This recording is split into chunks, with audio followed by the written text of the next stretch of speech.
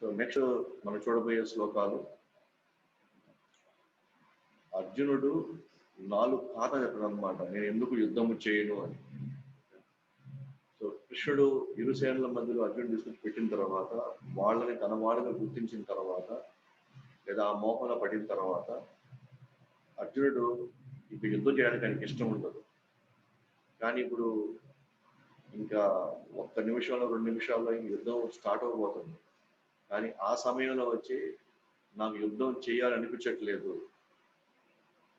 నేను యుద్ధం వదిలి నేను దూరంగా వెళ్ళిపోయి నా జీవితం నేను బతకాలనుకుంటున్నాను అని తను ఆ నిర్ణయం తీసుకున్నాడు అనమాట. కానీ ఆ నిర్ణయం తీసుకునే ముందర ఆ నిర్ణయానికి గల కారణాలు చెప్పాడు. ఎందుకు నేను యుద్ధం చేయను, యుద్ధం చేయాల్సిన ఇష్టం లేదు అని ఆయన 4 కారణాలు చెప్పాడు అనమాట.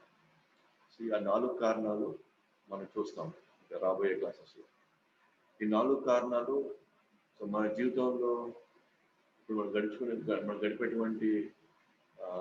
గడిపేటువంటి జీవితంలో మనకి అనేక సందర్భాలు మనం దీంతో మనం చూసుకోవచ్చు అనమాట. మన జీవితానికి చాలా అతి దగ్గరలో ఉంటాయి ఆయన కారణాలు కూడా. ఆయన భయపడడానికి లేదా ఆయనలో ఆ భావాలు కలగడానికి, నేను చెయ్యను, నా వల్ల కాదు, నా శరీరం కంపించిపోతుంది, నా మనసు గిర్రం తిరుగుతూ ఉంది, నాలుక ఎండిపోతా ఉంది అని అతను ఏవైతే ఇవన్నీ అతను ఈ భౌతిక సంబంధించినటువంటి ఈ విపరీతాలు అతను చూస్తున్నాడో అవన్నీ మనలో కూడా ఎప్పుడు ఏదో ఒక సందర్భంలో వస్తూనే ఉంటాయి. దానికి కారణాలు ఏంటి, ఆ కారణాలు చూసుకుంటూ అర్జునుడు నేను వెళ్ళిపోతాను యుద్ధం నుంచి అని చెప్తున్నాను అన్నమాట. ఏంటి ఆ కారణం కదా? మొట్టమొదటి కారణం అర్జునుడికి కరుణ కలిగింది వాళ్ళ మీద. అది 28వ శ్లోకం నుంచి 30వ శ్లోకం వరకు దాన్ని చూస్తాం అన్నమాట.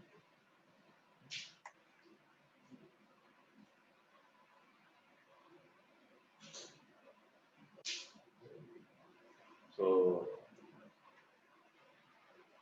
28వ శ్లోకం. అర్జున ఉవాచ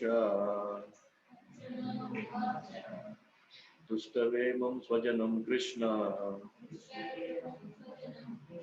యుయుత్సం సముపస్థితం సీదంతి మమ గాత్రాణి ముఖం చ పరిశుష్యతే. అర్జున ఉవాచ దృష్టవేమం స్వజనం కృష్ణ యుయుత్సం సముపస్థితం సీదంతి మమ గాత్రాణి ముఖం చ పరిశుష్యతి. అర్జున ఉవాచ దృష్టవేమం స్వజనం కృష్ణ యుయుత్సం సముపస్థితం సీదంతి మమ గాత్రాణి ముఖం చ పరిశుష్యతి.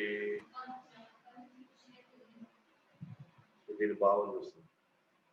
అర్జునుడు పలికాడు, కృష్ణ, ఇంతటి యుద్ధోత్సాహంతో నా ముందు నిలిచిన మిత్రులను బంధువులను చూసి నా దేహంగాలు కంపిస్తున్నాయి, నోరు ఎండిపోతున్నది.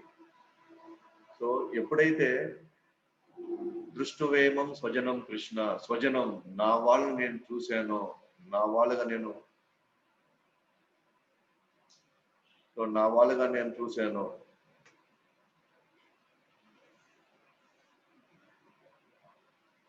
స్వజనం అంటే నా వాళ్ళు, నా సొంత వాళ్ళు, వాళ్ళందరూ కూడా యుయుత్సం సముపస్థితం. యుయుత్సం అంటే యుద్ధం చేయడానికి వాళ్ళు సమగ్రంగా నిలబడుతూ ఉన్నారు.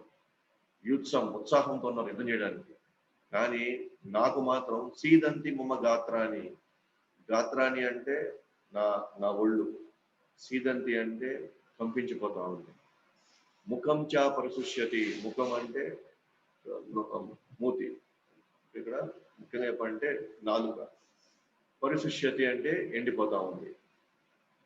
అంటే ఎప్పుడైతే తన వాళ్ళుగా తను గుర్తించాడో వెంటనే తనలో అనేకమైనటువంటి శారీరక సంబంధించిన కొన్ని విపరీతాలు అతను గమనిస్తున్నాడు అన్నమాట. సో ఏంటివి? భాష్యంలో మనకి ప్రభుపాద వారు ఎక్స్ప్లెయిన్ చేస్తారు అన్నమాట. ఎస్, నిజంగా ఒక భక్తుడు ఒక ఒక యుద్ధం చేసే ముందర లేదా ఒక కఠినమైన కొన్ని నిర్ణయాలు తీసుకునే ముందు దాని ప్రభావాలు ఏంటి అని ఆలోచిస్తాడు అనమాట. నేను చేయబోయే ఈ కార్యక్రమానికి దీనివల్ల ఎలాంటి ప్రభావం రాబోతుంది, దీనివల్ల సమాజానికి ప్రభావం ఉందా, దీనివల్ల వ్యక్తుల మీద ప్రభావం ఉండబోతుందా, లేదా దీనివల్ల పరిస్థితులు ఏమైనా వేరే వాళ్ళకి ఇబ్బంది కలిగిస్తాయా అని ఒకసారి ఆలోచిస్తాడు. సో ఇతను నేను యుద్ధం చేయబోతుంది కేవలం దేనికోసం, నాకేదో రాజ్యం కావాలని కదా, దానికోసం నా వాళ్ళని నేను చంపుకోవడం ఏంటి అని తన బంధువులు తన వాళ్ళు మాత్రం వీళ్ళని తన వాళ్ళు అనుకోవట్లేదు. ఉదాహరణకు మనం స్టార్టింగ్ లో మనం ధృతరాష్ట్రం చూస్తే నా కొడుకులు మాత్రమే నా కొడుకులు అనుకోని మిగతా వాళ్ళతో నాకు సంబంధం లేదు, మిగిలిన వాళ్ళు ఎటుపోయినా నాకు మిగతా వాళ్ళు చనిపోయినా బతికిన మొత్తానికైతే రాజ్యం మాకు కావాలి, వాళ్ళు ఏమైనా పర్వాలేదు అన్న భావంలో వాళ్ళు ఉండి అనేక దఫాలుగా వాళ్ళని మోసం చేసి వాళ్ళని ఇబ్బంది పెట్టి వాళ్ళని చంపాలని అనేక పర్యంతాలు వాళ్ళు చేసినప్పటికీ కూడా ఇక్కడ అర్జునుడికి వాళ్ళ పట్ల నా స్వార్థం కోసం నాకు దొరకాల్సిన రాజ్యం కోసం, ఆఫ్టర్ ఆల్ ఒక రాజ్యం కోసం ఇన్ని లక్షల మంది పైగా నా వాళ్ళు నిరంతరం మా రక్తం పంచుకొని లేదా మా వంశంలో ఉండే వాళ్ళ కోసం అనవసరంగా నేను ఎందుకు వెళ్ళలేను, చంపి ఆఫ్టర్ ఒక రాజ్యం కోసం ఎందుకు ఇది చేయాలని ఆలోచించాను. సో వాస్తవానికి ఎందుకు అతనిలో ఎదుటి వాళ్ళు కూడా శత్రువుల్లో కూడా వాళ్ళు తన వాళ్ళుగా దాని విపరీతాలు ఏం జరగబోతాయని ఆలోచించుకొని తను ఆలోచిస్తాడు. ఎందుకంటే అతను ఒక భక్తుడు కాబట్టి. సో భక్తుడికి సర్వసాధారణంగానే అనవసరంగా ఎందుకు మనం ఈ వైలెన్స్ లోకి వెళ్ళాలి, అనవసరంగా ఎందుకు ఒకరిని చంపాలి, లేదా అనవసరంగా అలజడి మనం క్రియేట్ చేయాలి కేవలం మన కోసం, ఏదో కొన్ని సంవత్సరాలు బతికే మనకో జీవించాలనుకునే మనకి దీంట్లో ఇన్ని వేల మంది లక్షల మంది చంపబడబోతున్నారంటే దీని అంత అవసరమా అని ఆలోచిస్తున్నాం. సో దీనికి ప్రభుపాద వారు మనకి భాగవతం 5వ స్కంధం 8వ అధ్యాయం 12వ శ్లోకం చెప్తారు అనమాట. యస్యస్తి భక్తి భగవతి అకించన అనే ఒక శ్లోకం ఉందన్నమాట. ఏమంటారంటే ఒకసారి మనం భగవుడు భక్తుడు కానీ అవ్వడం ప్రారంభించామంటే వాళ్ళు అన్ని సద్గుణాలు వాళ్ళు వచ్చేస్తాయి అన్నమాట. దేవతల్లో ఉన్న సద్గుణాలన్నీ కూడా కేవలం భక్తిలో తను కొనసాగుతూ ఉంటే అన్ని రకాలటువంటి మంచి గుణాలు, దేవతా గుణాలు, సురగుణాలు, దేవతల గుణాలన్నీ కూడా ఆటోమేటిక్ గా వాళ్ళలో వచ్చేస్తాయి, ప్రాప్తిస్తాయి వాళ్ళు.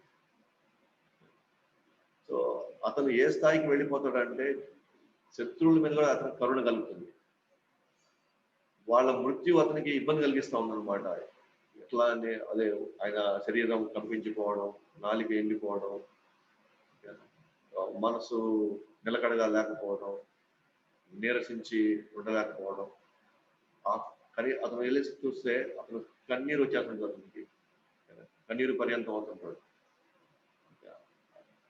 నా ఒక్కటి కోసం నా స్వార్థం కోసం నేను పోయి ఇంతమంది నేను చంపాలని, అంటే తనకి ఎదుటి వాళ్ళు చేసిన అనేక మోసాలు చంపడానికి కూడా ఏమాత్రం వెనుకాడని వాళ్ళకు కూడా అర్జునుడు వాళ్ళ మీద జాగ్రత్త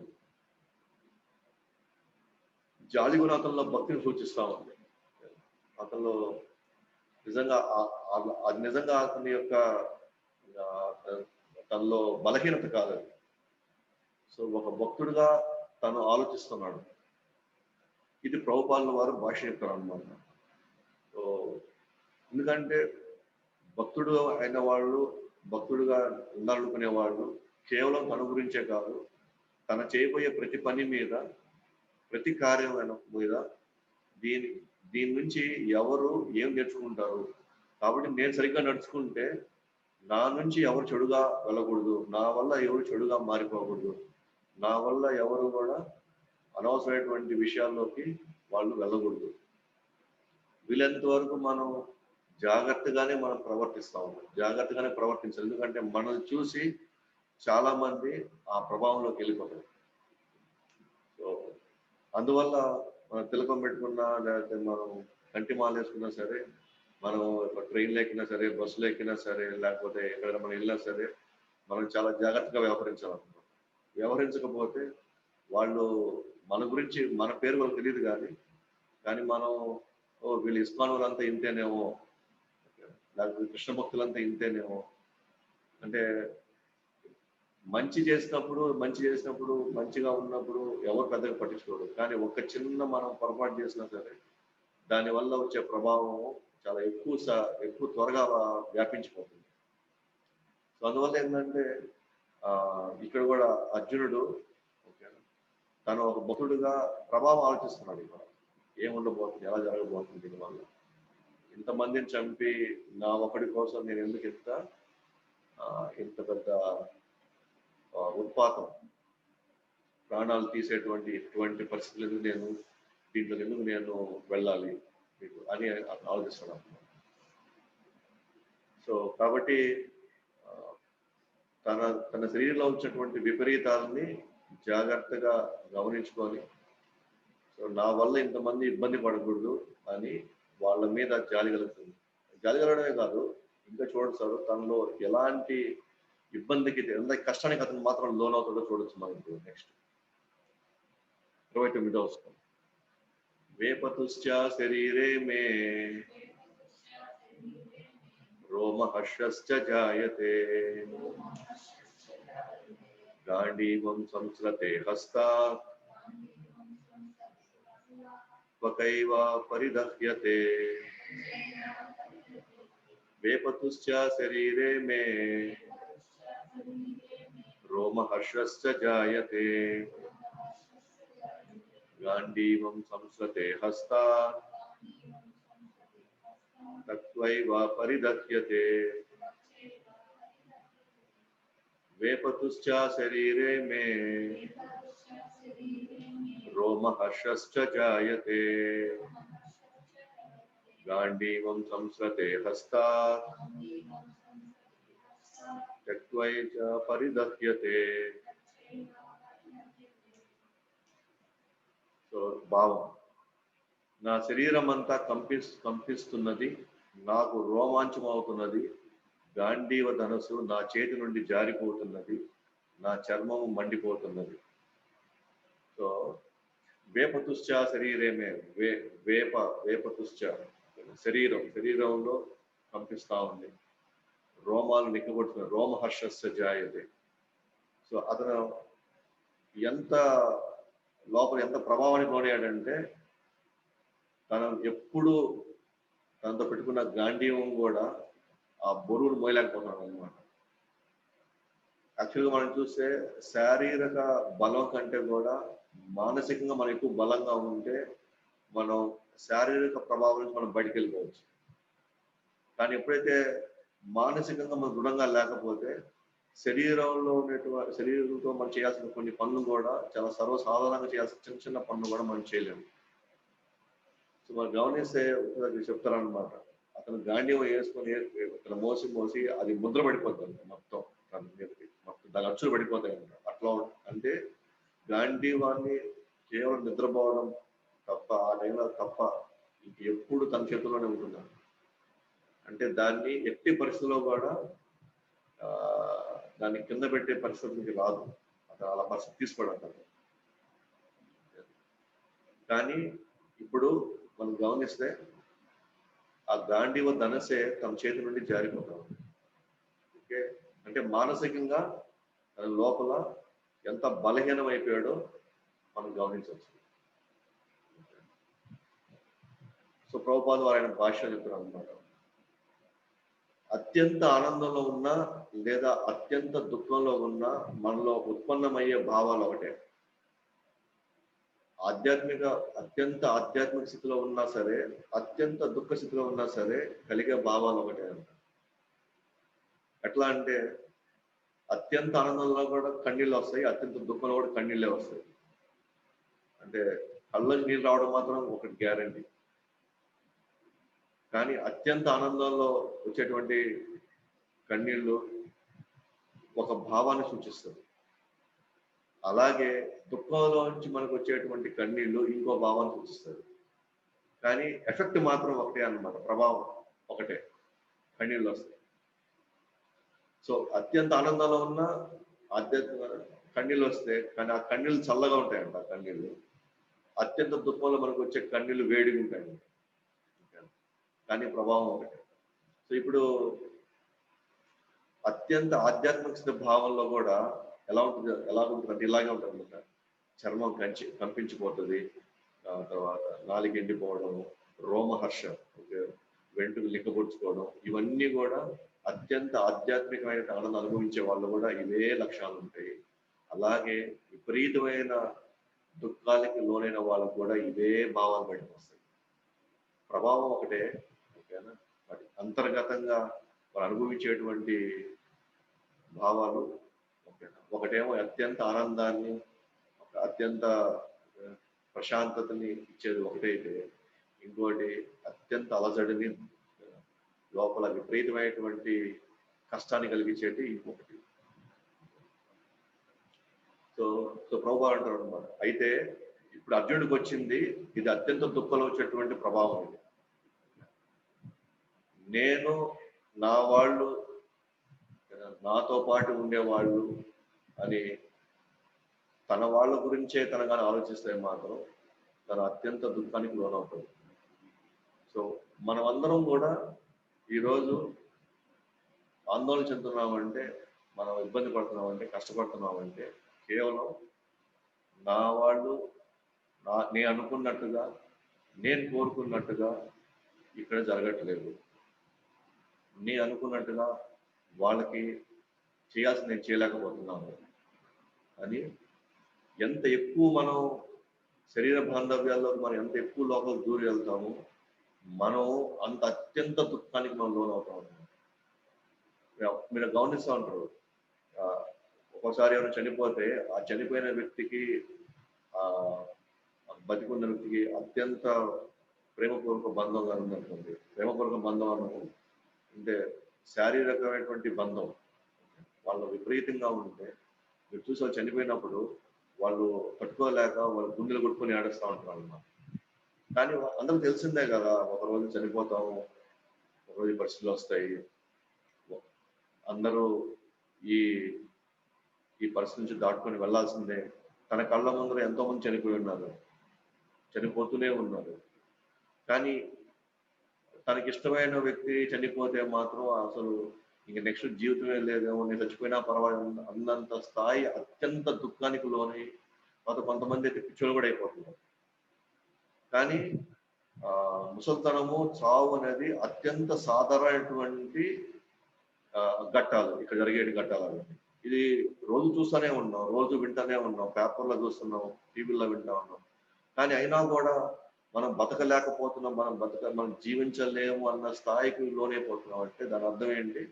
అత్యంత శారీరక సంబంధంలో అహం అనేది, నా అనేది విపరీతంగా లోపలికి మనం చొచ్చుకొని పోయి దాని నుంచి బయటపడలేక తనకి ఆ ప్రభావంలో ఉండి తనకి భవిష్యత్తు ఇంకేం గుర్తు రావట్లేదు, భవిష్యత్తులో ఏం చేయాలో తెలియట్లేదు తనకి. అంటే అంత కూరుకుపోయారు. అలా ఉన్నప్పుడు మాత్రమే మనిషి లోపల అత్యంత దుఃఖానికి లోనవుతాడు. మనం గమనించినట్లయితే మన మానవ జన్మలో 4 ఫేజులు ఉన్నాయి: బ్రహ్మచారి, గృహస్థ, వానప్రస్థ, సన్యాస. సో మానవ జన్మ తగినట్టుగానే భగవంతుడు ఈ 4 ఆశ్రమాలు సృష్టించాడు. అంటే బ్రహ్మచారి ఆశ్రమం ఫస్ట్ తీసుకున్నాం అనుకోండి, మనం భౌతిక జగత్తుతో పెద్ద కనెక్షన్లు ఉండవు. వానప్రస్థం తీసుకున్నాం అనుకోండి, వానప్రస్థంలో కూడా భౌతిక జగత్తుతో పెద్దగా సంబంధం ఉండదు. సన్యాసంలో కూడా భౌతిక ప్రపంచంతో పెద్ద సంబంధం ఉండదు. ఎంత అవసరమో అంతవరకు సంబంధం పెట్టుకొని వాళ్ళ సాధనలు లేదా వాళ్ళ ప్రార్థనలు వాటి నిమగ్నం అయిపోతారు. అంటే భౌతిక ప్రపంచంతో కానీ భౌతిక వ్యక్తులతో కానీ ఎక్కువ వాళ్ళతో ఇమిడిపోయేటువంటి, వాళ్ళతో నిరంతరం వాళ్ళతో కొనసాగే అంత అటాచ్మెంట్స్ ఉండవు బ్రహ్మచార్యాశ్రమంలో కానీ, వానప్రస్థాశ్రమంలో కానీ, సన్యాసాశ్రమంలో కానీ. కానీ ఒక గృహస్థాశ్రమంలో మాత్రమే ఓకేనా కొన్ని ఇచ్చిపుచ్చుకోవడము, కొంత సంబంధం పెట్టుకోవడము, కొంత బాధ్యతతో కొన్ని వ్యవహరించడం అనేది జరుగుతూ ఉంది. అంటే 100% జీవితంలో 75% మనకి భౌతిక జగత్తుతో సంబంధం లేదు. ఒక గృహస్థ జీవితంలో మాత్రమే ఆ సంబంధం మనకి ఉంది. అప్పుడే మనకు సంబంధాలు ఎక్కువ పెంచుకుంటాం. అబ్బాయి వైపు కొంతమంది, అమ్మాయి వైపు కొంతమంది, భార్యాభర్తలు అయినప్పుడు సో ఈ కుటుంబం, ఆ కుటుంబం, తర్వాత వాళ్ళ సంబంధంలో వచ్చే బంధువులు అందరూ ఇంత పెద్ద నెట్వర్క్ అవుతుంది. కానీ కృష్ణుడు మనకి ఫస్ట్ చదివే మన సిస్టమ్ కానీ తెలుసుంటే మనకు అర్థమైపోయింది. అంటే మన డిజైన్, అంటే మానవ జన్మ డిజైన్ ఇక్కడ ఎలా ఉంది అని అంటే, నువ్వు అత్యంత తక్కువ సంబంధాలు పెట్టుకొని నువ్వు బయటపడిపోయి ఇక్కడి నుంచి డిజైన్ అదే మామూలుగా అయితే. అందుకనే 4 ఆశ్రమాల్లో ఒక ఆశ్రమం మాత్రమే మనకి ఎక్కువ కొద్దిగా మనకి అవకాశం ఉందన్నమాట. కానీ వన్స్ గృహస్థాశ్రమం అయిపోతే నెక్స్ట్ వానప్రస్థాశ్రమంలో మనకి మళ్ళీ కనెక్షన్ కట్ చేసుకోవాల్సిందే మళ్ళీ. అంటే మన కనెక్షన్స్ ఎక్కువ దేవుడి వైపు వెళ్ళిపోవాలి వానప్రస్థంలో. బ్రహ్మచారి అంతకుముందు బ్రహ్మచారి సిస్టంలో కూడా ఎక్కువ మళ్ళీ గురువు సంబంధించిన ఆదేశాలు, భగవంతు సంబంధించిన సాధన, భక్తి ఇది ఎక్కువ ఉండేది. వానప్రస్థంలో అదే ఉంది. ఇంకా సన్యాసం మనం చెప్పలేదు, ఇంకా డెఫినెట్గా అదే ఉంటుంది.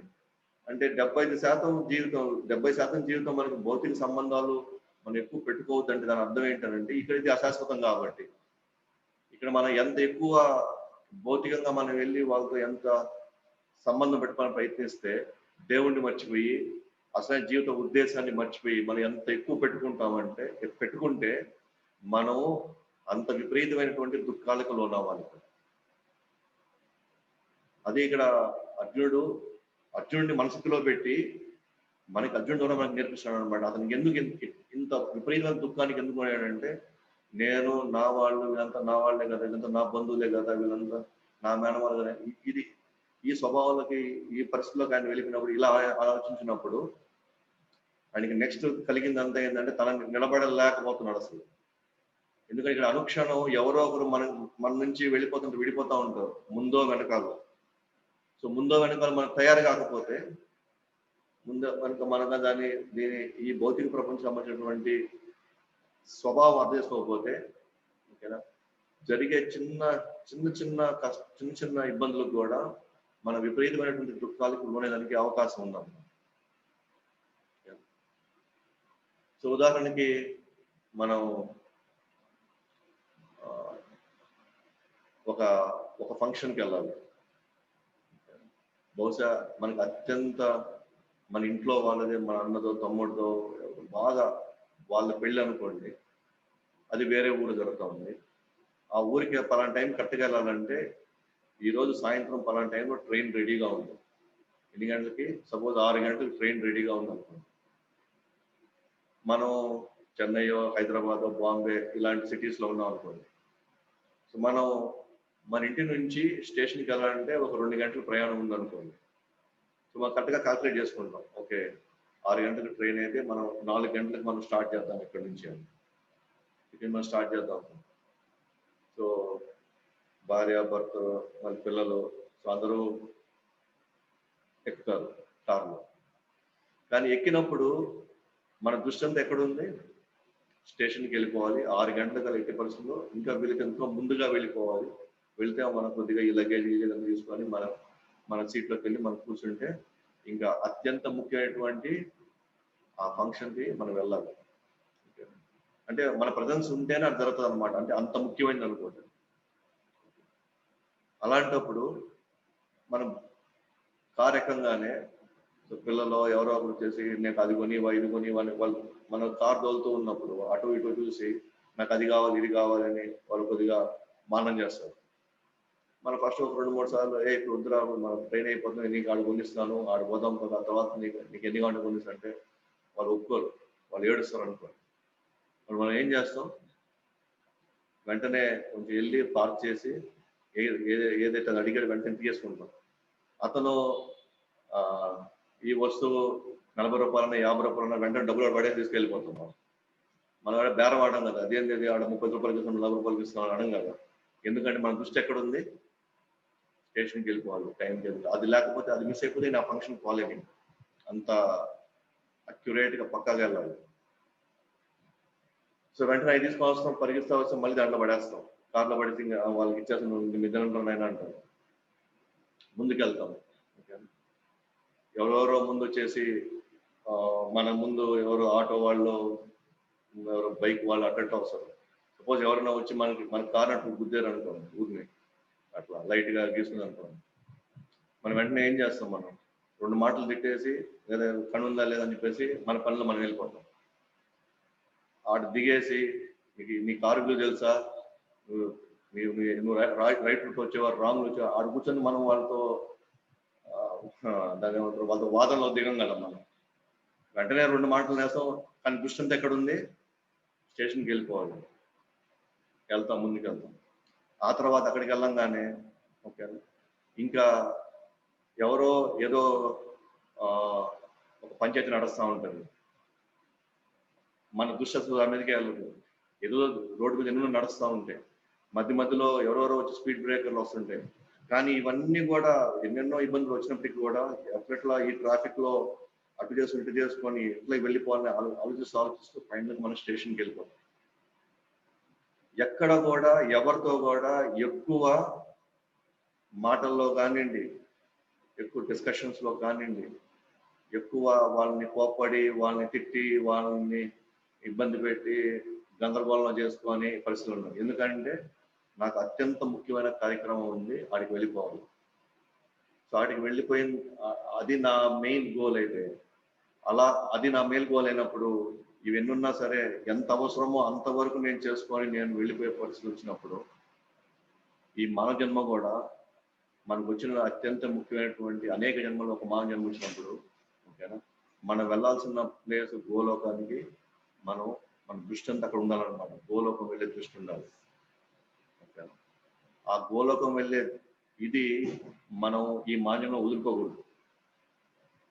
సో ట్రైన్ వెళ్ళిపోతా ఉంది అంటే మన జీవితం అయిపోతా ఉంది. ఈ జీవితం అయ్యే క్రమంలో ఇంకా వీళ్ళ గురించి ఆ పక్కింట్లో ఏం జరిగింది, ఎదురింట్లో ఏం జరిగింది, ఓకే, వాళ్ళతో అనవసరంగా విభేదాలు, వీళ్ళతో అనవసరంగా గొడవలు, లేనిపోని విషయాల్లో మనం వెళ్ళి అనవసరంగా తలదూర్చడం, అవన్నీ మనం చేయం కదా. మన దృష్టి క్లియర్గా ఉన్నప్పుడు నేను అక్కడ పోవాలి అనుకున్నప్పుడు మనం అందరితో ఎంతవరకు అవసరం, ఎంతవరకు ముఖ్యమో అంతవరకు కావాల్సింది మనం తీసుకొని ఇవ్వాల్సింది కూడా మనం ఇచ్చి, సో మళ్ళీ మన దృష్టి ఎక్కడికి వెళ్ళాలి, హరినామం చేయాలి. మళ్ళీ దృష్టి ఎక్కడికి వెళ్ళాలి, హరినామం చేసి దృష్టి భగవంతుని సేవ చేసుకొని భగవద్గీత భాగవతం చదివి, సో ఎంత అవకాశం ఉంటే ఎంత పరిస్థితి కానీ మనకి అనుకూలంగా మనకుందో అంత అన్ని పరిస్థితులు మనం తీసుకొని మన ప్రయాణం మనం తిరిగి ఈ శరీరం వదిలేటప్పటికి మనం వైకుంఠం వెళ్ళిపోవాలి. సో ఒక స్టేషన్కి వెళ్ళడానికి మనం ఎక్కడ కూడా ఎవరితో ఎలాంటిది లేకుండా అన్ని అడ్డంకుల్ని రకరకాల పరిస్థితులు మనం ఎట్లాగైతే చాకచక్యంగా ఓకేనా అన్నిటిని దాటుకొని మనం వెళ్ళిపోతాము. మన జన్మలో కూడా ఓకేనా నేను, నా కులము, నా ప్రాంతము, లేదా నా బంధువులు ఓకేనా వీళ్ళంతా నా వాళ్ళే. అసలు ఈ శరీరంలోకి రాకపోతే వీళ్ళతో సంబంధం ఏముంది, ఈ ప్రాంతంలో పుట్టకపోతే అసలు వీళ్ళెవరు, ఈ కులంలో పుట్టకపోతే వీళ్ళెవరు అసలు. సో ఎంత అవసరమో అంతవరకు చేసుకొని మనం మన పని కానిస్తూ ఉండాలి, ముందుకు వెళ్ళిపోతూ ఉండాలి. సో ఇక్కడ అర్జునుడి పరిస్థితి ఏంటంటే అక్కడ దాంట్లో కూరుకుపోయి ఉన్నాడు. సో మన పరిస్థితి కూడా అంతే అనమాట. ఎప్పుడైతే అలాంటి భౌతికంగా మనం వెళ్ళేసి వాళ్ళతో కూరుకోవడానికి మనం భౌతిక సంబంధాలు ఎక్కువ పెట్టుకుంటాము, ఆటోమేటిక్గా మనలో విపరీతమైన దుఃఖం కూడా మనలో వస్తుందన్నమాట. సో వాస్తవానికి ఇక్కడ గాంధీవం అనే పదం వాడారు కాబట్టి గాంధీవం ఒకసారి తను అర్జునుడు ఎవరైనా సరే తను ఎవరైనా కానీ ఒప్పుకుంటాడు, కానీ గాంధీవాన్ని ఎవరైనా కానీ అవమానించారంటే నీకెందుకయ్యా గాంధీవ్ అన్నారు అనుకోండి, అతను విపరీతమైన కోపం వస్తుంది, అతను ఒక శబ్దం కొట్టిస్తున్నాడు, ఎవరైనా సరే గాంధీవాన్ని కానీ అన్నట్టు నేను చంపేస్తున్నాను. సో ఒకసారి యుద్ధ రంగంలో 10 రోజులు అయిపోతుంది, ఇంకా కర్ణుడు మిగిలి ఉంటాడు. కర్ణుడు విపరీతంగా చంపేస్తాడు అనమాట. ఆ రోజు బహుశా 11-12 రోజులు చంపుతున్నాడు. యుధిష్ఠిరుడు వెళ్ళి కర్ణుడిని ఎదుర్కోవాలని ప్రయత్నించినా సరే అతని వల్ల కాల. సో యుధిష్ఠిరుడు వెంటనే ఇప్పుడు కానీ వెళ్తే అక్కడున్న మూడ్లో ఏమైనా జరగచ్చు అని చెప్పేసి యుధిష్ఠిరుడు అక్కడి నుంచి వెళ్ళిపోయేసి తన తన టెంట్లోకి వెళ్ళిపోతాడు, తన ఉండే స్థావరానికి వెళ్ళిపోతాడు. అర్జునుడు వచ్చి చూస్తాడు అనమాట, ఇదేంటి అన్న వెళ్ళిపోతున్నాడు ఏంటి, అందుకేమైనా జరిగిందా ఏంటి, యుద్ధరంగం వదిలేసి వెళ్ళిపోతున్నాడు ఏంటి అని. యుధిష్ఠిరుడు ఏమనుకున్నాడంటే ప్రస్తుతానికి కర్ణుడిని నేను ట్యాకిల్ చేయలేను, కానీ మనకుండే ఒకే ఒకరు కర్ణుడిని ట్యాకిల్ ఎవరు అంటే అది అర్జునుడే. బహుశా నేను ఒకవేళ నా స్థావరానికి నా టెంట్లోకి నేను వెళ్ళిపోయినా కూడా సో ఎట్లయినా సరే అర్జునుడు ఎట్లాగో యుద్ధరంగంలో ఉన్నాడు కదా, కర్ణుడిని చంపేసి కాదు నా దగ్గరకు వచ్చి నాతో మాట్లాడతాడు, నాకు మంచి వార్త చెప్తాడు, నేను కర్ణుడిని చంపేశాను అనే వార్త నేను వింటానని ఎక్స్పెక్టేషన్ పెట్టుకుంటాడు. కానీ అర్జునుడు ఇక్కడ ఇదేంటి మా అన్నకి ఏమైనా అయింది, ఎందుకని యుద్ధరంగం వదిలేసి వెళ్ళిపోతున్నాడు, ఏమైనా జరిగిందేమో అని పోయి విచారించడానికి వెళ్తాడు. సో టెంట్లోకి వెళ్ళిన తర్వాత అర్జునుడు అడుగుతాడు, ఏమైంది ఇట్లా వదిలేసి వచ్చావు అంటే యుధిష్ఠిరుడు అంటాడు, నువ్వు వచ్చేసావా, అటైతే కర్ణుడు చంపేసుకుంటాడు వాళ్ళేమో అంటాడు. లేదు ఇంకా కర్ణుడు చంపలేదు, నీకేమైనా జరిగిందేమో, నీకేమైనా అయిందేమో అని చెప్పేసి నేను వచ్చాను. యుధిష్ఠిరుడు కోపం వచ్చి, నీకెందుకు గాంధీవు, నీలాంటి వాళ్ళకి ఎందుకు ఇదంతా అంటాడు. ఎప్పుడైతే గాంధీవ్ అని అంటాడు అతను ఆల్రెడీ శపథం పెట్టుకుంటాడు, ఎవరన్నా గాంధీవ్ అంటే నేను చంపేస్తాను. సో వెంటనే కత్తి తీసి యుధిష్ఠిరుని చంపబోతాడు అన్నమాట. అప్పుడు కృష్ణుడు ఆపుతాడు, నీది ఏదైనా ఉంటే నువ్వు ఏదైనా ఉంటే ఆ యుద్ధంలో చూపించాలి కానీ మీ అన్న మీద చూపిస్తావా అని. లేదు నేను శపథం తీసుకున్నాను కదా, ఇప్పుడు నేను శపథం నుంచి నేను బయట క్షత్రుడిగా నేను శపథం తీసుకున్నాను, చంపాల్సిందే. ఇప్పుడు చంపాలంటే అట్లా అని చెప్పేసి ఇప్పుడు కత్తి నేను చంపాను, కృష్ణుడు ఆపేస్తున్నాడు. మరి ఎలాగా ఆ శపథాన్ని నేను ఎలా నిర్వర్తించుకోవాలి? అప్పుడు కృష్ణుడు అంటాడు, అటైతే నువ్వు మనిషిని మాటలతో కూడా చంపేయవచ్చు అంటాడు అన్న. అప్పుడు అర్జునుడు తన లోపల ఉన్నటువంటి కక్ష అంతా, అంటే నీ వాళ్ళే ద్రౌపదికి గది నువ్వు ఆ దాయలు ఆడబట్టి మా పరిస్థితిలో తయారైంది, నీ వల్ల ఇదంతా జరిగింది, నువ్వు కానీ సరిగ్గా ఉండుంటే, నువ్వు కానీ ఆరోగ్య సరిగ్గా కానీ చేస్తుంటే మాకేమో అంటే రోజు లోపల పెట్టుకుని మొత్తం చేస్తాడు అనమాట. సో ఆ విధంగా తన శతాన్ని యుధిష్ఠిరుడిని చంపినట్టుగా, అంటే ఇక్కడ చెప్పవలసిన పాయింట్ ఏంటంటే గాంధీవాన్ని అంత ప్రేమిస్తాడు, అంటే తన సొంత అన్నను కూడా చంపడానికి ఏమాత్రం వెనకాడ్డు అనమాట ఎవరైనా దాని గురించి కానీ ఏదైనా అంటే. అలాంటిది గాంధీవం కూడా ఈరోజు కింద జారిపోతా ఉంది. అంటే ఎంత మానసికంగా ఎంత విపరీతమైనటువంటి ఒత్తిడికి లేదా విపరీతమైనటువంటి శారీరకమైనటువంటి ప్రభావానికి అతను లోనై ఉంటాడు. సో అందుకే ప్రభుపాద ఉంటుంది, ఇది భౌతిక జీవన విధానం. భౌతిక జీవన విధానంలో మన వాళ్ళకి ఏదైనా అయితే నేను చచ్చిపోతాను, మన విపరీతమైనటువంటి దుఃఖానికి ఉన్నాం. కానీ అది అత్యంత దాని ఏమంటారు మూర్ఖత్వానికి సూచిక అన్నమాట. కాబట్టి భౌతిక జీవన విధానం అంటే వాళ్ళ మీద ఆధారపడిపోవడం, లేదా వాళ్ళు మన మీద మాత్రమే ఆధారపడిన భ్రమలైన మనం ఉన్నాం. వాస్తవానికి ఎవరు మన మీద ఆధారపడలేదు, మనం ఎవరి మీద ఆధారపడలేదు. కానీ మనమందరం కూడా భగవంతుని మీద ఆధారపడి ఉండాల్సిందే. కానీ భగవంతుడిని మర్చిపోయేసి వీళ్ళు లేకపోతే మనం ఎట్లా బతకాలి, లేదా నేను లేకపోతే వీళ్ళు ఎలా బతుకుతారు అనేటువంటి ఈ భ్రమలోకి లోనవడం అంటే ఇది భౌతిక జీవన విధానం అన్నమాట. సో ఎవరికైతే భౌతిక జీవన విధానం అత్యంత జీవిత విధానంలో ఉంటారో వాళ్ళు అత్యంత క్షోభకి అత్యంత భయాలకు లోనవుతారు. సో అందువల్ల అర్జున్ లాంటి వాళ్ళకు కూడా ఇది జరుగుతూ ఉంది. సో మనకు కూడా జరుగుతూనే ఉంది కూడా. అయితే ఇప్పుడు ఈ పరిస్థితిలో ఉన్న అర్జునుడిని మన కోసం ఈ అహం మమేతి, నేను నా వాళ్ళు నాకే మొత్తం అనేటువంటి దీంట్లో నుంచి తను భగవద్గీత ఇచ్చేటువంటి అనేకటువంటి సూచనలు, సందేశాలు, ఆదేశాలు భగవద్ ద్వారా సో తన శరీర ప్రభావం నుంచి పూర్తిగా ఆత్మ ప్రభావంలోకి పడిపోతున్నారు. అంటే మనం అహం మమేతి నుంచి నేను కృష్ణుడి యొక్క యాక్చువల్గా నేను కృష్ణుడి యొక్క సేవకుడు, నేను కృష్ణుడి యొక్క అంశాన్ని. సో కృష్ణుడి దృష్టిలో నుంచి మన ప్రపంచాన్ని చూస్తాం, కృష్ణుడి దృష్టిలో నుంచి సంబంధాలను చూస్తాం, కృష్ణుడి దృష్టిలో నుంచి కుటుంబాలని మనం బాధ్యతగా తీసుకున్నాం, కృష్ణుడి దృష్టిలో నుంచి వ్యాపారం చేస్తాం, కృష్ణుడి దృష్టిలో నుంచి ఉద్యోగాలు చేస్తాం. సో ఈ 18 అధ్యాయాలు అయ్యేసరికి ఓకేనా, కృష్ణుడి దృష్టిలో నుంచి అందరిని ఎలా చూడాలా, అందరిని ఎలా ప్రేమించాలా, అందరినీ ఎలా మనం ఓకేనా వాళ్ళందరితో మనం ఎలా సంబంధాలు పెట్టుకోవాలి, మనం చేసే ప్రతి పనిలో కృష్ణుడిని దృష్టిలో పెట్టుకొని అన్ని రకాలటువంటి పనులు మనం ఎలా చేయొచ్చు మనం నేర్చుకోవచ్చు అన్నమాట. ఎక్కడ కూడా శరీర ప్రభావానికి లోను కాకుండా, అనేకమైనటువంటి భయాలకి, ఆందోళనకి, అలజడులకు లోను కాకుండా మనం చక్కగా చనిపోయే సమయానికి మన కృష్ణుడు తప్ప ఇంకెవరు గుర్తు రాకూడదు. సో ఆ పరిస్థితులకు మనం వెళ్ళగలుగుతాం అన్నమాట భగవద్గీతలో. లేకపోతే మనం ఇదే పరిస్థితుల్లో అనేక జన్మల నుంచి మనం తీసుకొని వస్తున్నాము. ఇదే పరిస్థితులు మళ్ళీ అనేక జన్మలు మళ్ళీ కొనసాగుతాయి. భయాలు, ఆందోళనలు, అవమానాలు, కష్టాలు, నష్టాలు ఇవన్నీ శరీర ప్రభావం వల్లే మనకి అన్నీ వస్తున్నాయి అన్నమాట. 30వ శ్లోకానికి నచ శక్నోమ్యవస్థాతుం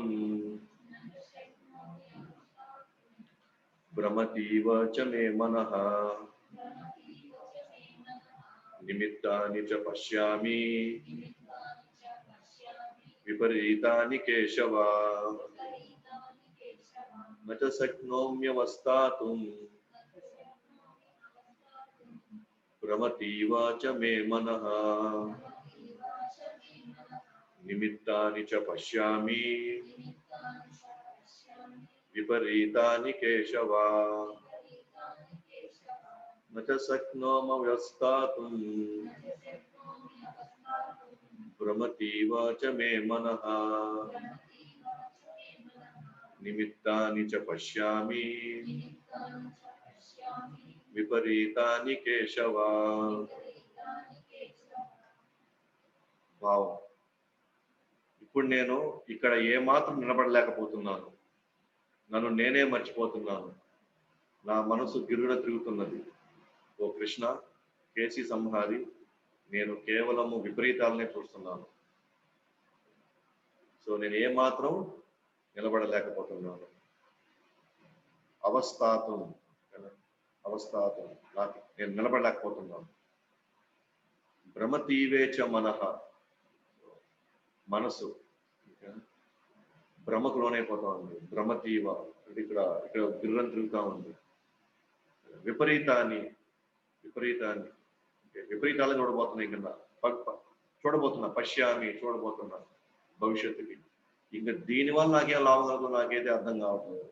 నేను వీళ్ళు చంపడం వల్ల, వీళ్ళని ఇబ్బంది పెట్టడం వల్ల నాకు ఏ విధంగా నా జీవితం ముందు ఎలా ఉండబోతుందో కూడా నాకు ఏమి అర్థం కావట్లేదు. ఇంకా ఎలాంటి విపరీతాలు రాబోతాయో కూడా నేను చూడలేకపోతున్నాను. కాబట్టి అసలు నేను నిలబడలేకపోతున్నాను, నా వల్ల అసలు కుదరట్లేదు. సో భాష్యంలో ప్రభుపాదుల వారు మెన్షన్ చేస్తుంది, అధిక బంధకం దుఃఖానికి దారితీస్తుంది. అదే మన ఇందాక కూడా మనం చర్చించుకోండి, అధిక బంధకం. సో వాస్తవానికి 3వ స్కంధం 25వ అధ్యాయంలో కూడా దేవహూతి మాత సో కపిల భగవాన్ ఇదే ప్రశ్న వేస్తున్నారు అన్నమాట. ఈ అహం అనేది నేను, నా వాళ్ళకే ఉండాలి అనేటువంటి దీనివల్ల నేను విపరీతమైనటువంటి దుఃఖాలకి, విపరీతమైన కష్టానికి నేను లోనైనాను. దీనివల్లనే నేను అనేకమైనటువంటి నేను ఇబ్బందులు నేను పడుతూ ఉన్నాను. అసలు ఈ అహం అనేది నాలో నుంచి ఎప్పుడు పోతుంది? ఇది ఏ సాధన చేస్తే, ఏ మార్గంలో వెళ్తే, దేన్ని పాటిస్తే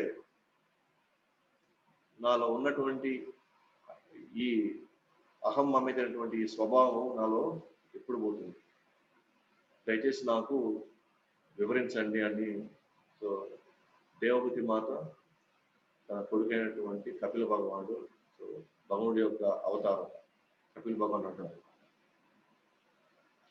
ఇవాళ మనం భౌతిక జగత్తులోకి రావడానికి, భౌతిక జగత్తులోనే ఉండిపోవడానికి ఒకటే కారణం ఏంటంటే నేనే ముఖ్యం ఇక్కడ. నేను ముఖ్యం కాబట్టి నాతో సంబంధం వాళ్ళు కూడా నాకు ముఖ్యం. నేనే ముఖ్యం కాబట్టి నేను పుట్టిన దేశం కూడా నాకు ముఖ్యం. నేను ఈ కులంలో పుట్టాను కాబట్టి ఈ కులం నాకు ముఖ్యం. కానీ మనందరిది ఒకటే అన్నమాట. మనందరికీ భగవంతుడితోనే అసలైన శాశ్వత సంబంధం ఉంది. కానీ కామ, క్రోధ, మోహ, మద, మాత్సర్యాలు వీటితో ఆ సంబంధాన్ని ఎప్పుడో మనం మర్చిపోయేసి మన మనసు పూర్తిగా భౌతిక జగత్తులో ఉన్నటువంటి అనేక సంబంధాలతో నిండిపోయి ఉంటుంది. ఎంత మన సంబంధం పెట్టుకుంటామో అంతకంతా కూడా అశాశ్వతం కదా. అన్ని కూడా మన సంబంధం పెట్టుకున్న శాశ్వతంగా ఉండాలని కోరుకుంటాం. ఇక్కడ శాశ్వతంగా ఉండాలని కోరుకుంటాం మనతో సంబంధం ఉన్న వాళ్ళందరినీ. కానీ విచిత్రం ఏంటంటే ఇక్కడ ఎవరు శాశ్వతంగా ఉండరు. ఎంత శాశ్వతంగా మనం ఉండాలనుకుంటామో లేదు వాళ్ళు కూడా ఉండాలని అనుకుంటారో, కానీ ఈ భౌతిక జగత్తు యొక్క స్వభావం ఏంటంటే ఇది దుఃఖాలయము అశాశ్వతం. సో అశాశ్వతంగా అన్ని మన నుంచి అశాశ్వతంగా ఉంటాయి కాబట్టి అన్ని మన నుంచి జారిపోతుంటాయి కాబట్టి అవి వెళ్ళిపోయే ప్రతిసారి మనలో దుఃఖాలు, అలజడి, ఆందోళన వస్తూనే ఉంటాయి అన్నమాట. సో ప్రభుపాద వారు ఇక్కడ రాస్తారన్నమాట, ప్రతి ఒక్కరు సొంత ప్రయోజనాల గురించి ఆలోచిస్తారు. ఇక్కడ నాకేంది, ఇక్కడ మా వాళ్ళకేంది, నేను ఇంత చేస్తున్నాను, నాకేం కావాలి, నాకేం వస్తుంది దీంట్లో. సో ప్రతి ఒక్కరు, ఇప్పుడు అర్జునుడు కూడా, ఇది యాక్చువల్ ధర్మయుద్ధం. ఇది కొన్ని లక్షల కోట్ల మంది యొక్క మేలు కోసం, బాగు కోసం వాళ్ళందరినీ ధర్మం వైపు నడిపించడానికి చేయబడేటువంటి యుద్ధం అన్నమాట. అంటే క్షత్రియులు ఎప్పుడు కూడా ధర్మ యుద్ధం నుంచి ఎప్పుడు కూడా వెళ్ళిపోకూడదు. తన సొంత వాళ్ళని వదిలిపెట్టేయకూడదు. కానీ ఇక్కడ తన వాళ్ళని చెప్పేసి వాళ్ళని మనం చంపకూడదు. ఎందుకంటే వీళ్ళు నా వాళ్ళు, ధర్మం ఏటైనా బాని, ప్రపంచం ఏమైనా కానీ, ఎట్లయినా బాని, కానీ నా వాళ్ళు మాత్రం బతికుండాలి. ఎందుకంటే వాళ్ళు బతుకుంటే నేను ఆనందంగా ఉంటాను, వాళ్ళు చచ్చిపోతే నేను దుఃఖపడతాను. అంటే నా ప్రయోజనాలు ఏంటి, నేను ఆనందంగా ఉండడానికి వాళ్ళు ఉండాలి. వాళ్ళ వల్ల ఎన్ని విపరీతాలు ఏమని, ఎన్ని అయినా నాశనం కానీ నేనున్నాను కాబట్టి నా రక్తమో లేకపోతే నా సంబంధంలో వాళ్ళు ఉన్నారు కాబట్టి వాళ్ళందరూ ఉండాలి ఇక్కడ. సో సొంత ప్రయోజనాల కోసమే అందరం కూడా బతుకుతున్నాము. అందరూ భౌతిక జగత్తులో సొంత ప్రయోజనాలే ముఖ్యమైపోతాయి అన్నమాట. ఈవెన్ కుటుంబంలో కూడా అంతే, సొంత ప్రయోజనాలే. ఒక స్థాయి వరకే కుటుంబం అనుకుంటాం మనం, కానీ ఆ కుటుంబంలో కూడా నాకేంది అని అనుకుంటాం తెలియకుండానే. ఇది విపరీతమైన జబ్బు అనమాట. క్యాన్సర్ కంటే చాలా దారుణం ఉంది. ఇప్పుడు ఉదాహరణకి మన పిల్లల్లో అంత చదివే స్వభావం ఉండదు. పాపం వాళ్ళు కష్టపడుతున్నారు, కానీ ఎట్లాగో వాళ్ళు ఎంత చదివినా వాళ్ళకి గుర్తుండదు. పాపం వాళ్ళు వాళ్ళ స్థాయికి, వాళ్ళకున్న శక్తి సామర్థ్యాలకి, వాళ్ళకంటూ వాళ్ళు నిలబడడానికి, వాళ్ళకంటూ వాళ్ళు ఏదో ఒక చిన్న పోస్ట్లో లేదా చిన్న పొజిషన్కి వాళ్ళు వెళ్ళిపోవచ్చు. ఏదో ఒకటి వాళ్ళు సంపాదించుకుంటారు, ఏదో ఒకటి వాళ్ళు చేయగలుగుతారు. వాళ్ళకున్న శక్తి సామర్థ్యాలు వాళ్ళు సంపాదించుకుంటారు, లేదా వాళ్ళు ఉద్యోగం, వ్యాపారం ఏదో చేసుకుంటారు. కానీ మనం ఏం చేస్తామంటే, నువ్వు డాక్టర్ అవ్వాల్సిందే, నువ్వు ఇంజనీర్ అవ్వాల్సిందే అంటాం. మనం ఎందుకు వాళ్ళ మీద వాళ్ళు చదవలేరని తెలుసు, వాళ్ళు ఇబ్బంది పడుతున్నారని తెలుసు, వాళ్ళు దాంట్లోకి వెళ్తే వాళ్ళు విపరీతమైనటువంటి ఒత్తిడికి గురవుతున్నారు మనకు తెలిసినప్పుడు మనం ఎందుకు వాళ్ళ మీద విపరీతమైనటువంటి ఒత్తిడి చేస్తున్నాము? ఎందుకంటే ఫలానా కొడుకు ఇంజనీర్ అంటే అక్కడ కూడా స్వార్థమేనన్నమాట.